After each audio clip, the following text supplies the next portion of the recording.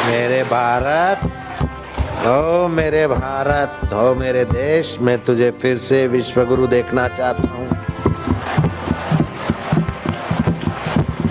ओम ओम ओम ओम ओम ओम ओम ओम ओम ओम ओम ओम ओम।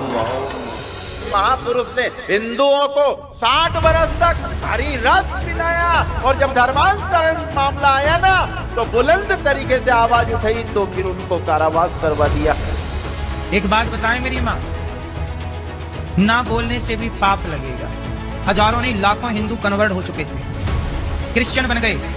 आसाराम बापू जी ने उनको वापस अपने सनातन में वापसी कराई, लाखों लोगों को धर्म परिवर्तन कराया। तो आपको नहीं लगता कि षड्यंत्र के तहत उनको फंसा दिया गया? मैं ऑलरेडी 50 बार बोल चुका हूँ कि वो ही ऐसे पहले व्यक्ति थे जो धर्मांतरण के खिलाफ बोलना शुरू किए थे। आ रही है बात समझ में?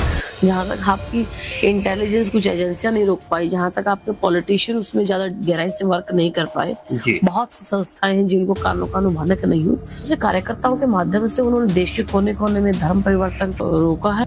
आसाराम जी ने 40,000 आदिवासी को क्रिश्चियन से सनातन धर्म में लाए थे। जी, आपको लगता है कि आसाराम बापू सही थे? आसाराम बापू को फंसाया गया है। हाँ। फ्लाईवे एक्स लिखते हैं, आज आसाराम बापू बाहर होते तो भारत विश्व गुरु के पद पर बैठा होता, ये निश्चित है।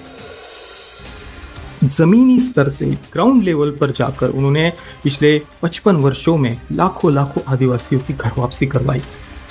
मनीषा पटेल जी का कमेंट है, यदि हमें धर्म को बचाना है तो बापूजी जैसे संत की महती आवश्यकता है। हिंदू आतंकी नहीं होता है, लेकिन हिंदू को परेशान करोगे तो फिर हिंदू जानता है जो तो को कांटा बुए वहां को बोतू भाला, वो भी साला क्या याद करेगा, पड़ा था किसी से पाला। पी मौर्य जी ने कमेंट करके लिखा है, जब तक आसाराम बापूजी के साथ हिंदू इकट्ठा रहते थे तब न ईसाई कन्वर्जन कर पाते थे न इस्लाम वाले, इसीलिए बापूजी को षड्यंत्र करके फंसाया गया है। आदित्य पंडित अपने कमेंट में लिखते हैं, 84,000 क्रिश्चियन को हिंदू बनाने वाले सिर्फ एक बाबा है, इसलिए फंसाया था। हम बात कर रहे हैं मध्य प्रदेश के आदिवासी जिले झाबुआ की, जहां मिशनरी सिर्फ धर्मांतरण का धंधा नहीं चला रही, बल्कि हजारों साल पुराने इतिहास और संस्कृति को मिटाने की साजिश रच रही हैं। 2002 में जब हिंदू संगम हुआ उस समय हम पूर्णता से बदल गए थे और संत श्री आसाराम बापू से जुड़ गए थे। 26 जनवरी 2002 में यहाँ पे एक 7 दिन का शिविर लगा था अपने यहाँ कलीपुरा में साईं जी का। उसमें हम पूर्णता से बापू जी के साथ पूरा घर फिर हिंदू बना? पूरा घर नहीं, पूरा परिवार, समस्त परिवार, मेरा जो परिवार, दादाजी बाबा काका सब पूर्णता से 2002 में समाप्त कर दिया, घर वापसी करवा दिया। और फिर मेरा परिवार घर वापसी करवा दिया, लेकिन पूरा गांव को घर वापसी करवा दिया। पूर्व नाम रॉबर्ट सोलोमन रह चुका है, वर्तमान नाम सुमन कुमार।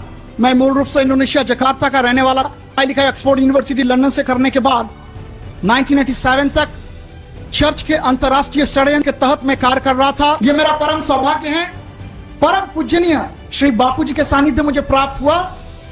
जाने अनजाने में जो हमसे जो बहुत बड़ी भूल हुई थी, हिंदू दर्शन हिंदू चिंतन को ना समझने के कारण अनजाने में जो हमने समाज को मतांतरण कर दिया था, अब उसका प्रायश्चित स्वरूप धर्मांतरण किया था, उसके प्रायश्चित स्वरूप आप भावांतर कर रहे हैं। जो लोग भूले भटके रूट के टूट के छूट गए हैं, उनको पुनः वापस लाने का कार्य और पीड़ा पूजनीय बापू जी ने हमको सौंपे हैं। उन्हीं का आशीर्वाद लेके मैं समाज में कार्य कर रहा हूँ। हमारी सरकारों को भी सोचना चाहिए कि बापू जी को, जिसने इतना बड़े लेवल पर हिंदू जगाने का, हिंदू को बनाए रखने का, आदिवासी धर्म परिवर्तित ना कर रहे हैं, अपना धर्म परिवर्तन ना कर रहे हैं, उसके मास लेवल पर उन्होंने रोका और ऐसे व्यक्ति को आप जो है जेल में डाल दे रहे हैं। मेरे हिसाब से तो ये ठीक नहीं है। हिंदू समाज को आघात देने का एक कन्वर्टेड भारत आप लोग तैयार करने का षड्यंत्र कर रहे हैं। ये बापू जी के प्रति राजनीति नहीं है, अपितु इस देश के भविष्य के प्रति राजनीति है।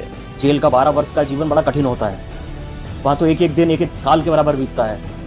ये संसार में जितना भी गुरु जी है सबके पास आरोप हुआ है कि नहीं? तो क्या है कि जो महान है उसके साथ आरोप होगा। इसके पीछे राहुल गांधी और सोनिया गांधी का हाथ है। मैं साजिशकर्ताओं का नाम लेना पसंद नहीं करूंगा, मेरी नजर में सबका मंगल सबका भला। मोदी शाख ने कमेंट में कहा है, मैं मुसलमान हूँ फिर भी ये बात कह रहा हूँ कि झूठा केस लगाया गया है आसाराम बापू पर। खुद पूज्य बापूजी के छिंदवाड़ा गुरुकुल में पढ़ के आई हूँ। जिस लड़की के बारे में बात की जाती है कि उसने बापूजी पर आरोप लगाया, वो उन सैकड़ों बच्चियों में से एक थी। उसकी बात को तो विश्वास किया गया, पर हम बच्चियां जो उस बच्ची के साथ पढ़ती थी, उसकी जूनियर्स थी, उसके सीनियर्स थी, उसी कैंपस में रहती थी, क्या कोई है इस देश में जो हमारी आवाज को सुन सके? वास्तव में अंधविश्वास जैसी कोई चीज नहीं है। आप किसी एक को पागल बोलोगे, 10 को बोलोगे, 20 को बोलोगे, 50 को बोलोगे, ये लाखों की पब्लिक जो है ये सारी पागल है। आप स्वयं एक साधारण इंसान होके भी कुछ एक अच्छा कार्य करने लगी तो उसमें लोग पीछे हटाने के लिए आपको आ जाएंगे। और बापू ने तो बहुत बड़े स्तर पे, इतने बड़े स्तर पे कार्य किया है जो ब्रह्मांड में, इस विश्व में असंभव है। कि आसाराम बापू ने जो काम हिंदुस्तान में किया है ना, कोई संत कर नहीं सकेगा। आदित्य सिंह लिखते हैं, यार ये बापू में दम तो है। इनके आश्रम में मैं गया था, बहुत स्पिरिचुअल और पॉजिटिव वाइब था। अब मैं साफ तौर पे कहूँ, उन्होंने लव डे, किस day, hug day, Valentine day हटाए। उन्होंने मातृ दिवस, पितृ दिवस, ब्रह्मचर्य, तुलसी दिवस, इन चीजों को बढ़ाया। पाश्चात्य सभ्यता का विरोध किया और उन्हीं का कारण है एक राजनीतिक षड्यंत्र संत आसाराम बापू जी पर इस तरह का झूठा घृणित केस लगाया गया। नरेंद्र पाटिल जी का कहना है, बिल्कुल सच कहा आपने। आज से 20 साल पहले का मेरा स्वयं का अनुभव है। मैं पतन के मार्ग पर बहुत आगे बढ़ चुका था और उस समय यदि बापूजी का मार्गदर्शन नहीं मिलता तो आज शायद मैं जीवित भी न होता। आसाराम जी ने जो अच्छे काम किए उनको ही कभी किसी ने तारीफ नहीं किया और उन्होंने अपने देवताओं को, शिव को, सबको आगे बढ़ाने की कोशिश की, अपने सनातन धर्म को आगे ले जाने की। उन्होंने स्कूल खोले, पढ़ाई कराई, आश्रम चलाए, लोगों को शिक्षा दीक्षा देनी, गरीब आदिवासियों को जो है अन्न वितरण किया। कोई पहला महात्मा था जिन्होंने किसी की बात नहीं मानी, गलत बात। जितने सब मिलके कर पा रहे हैं उतना अकेले आज से 20 वर्ष पहले से आसाराम बापू जी कर।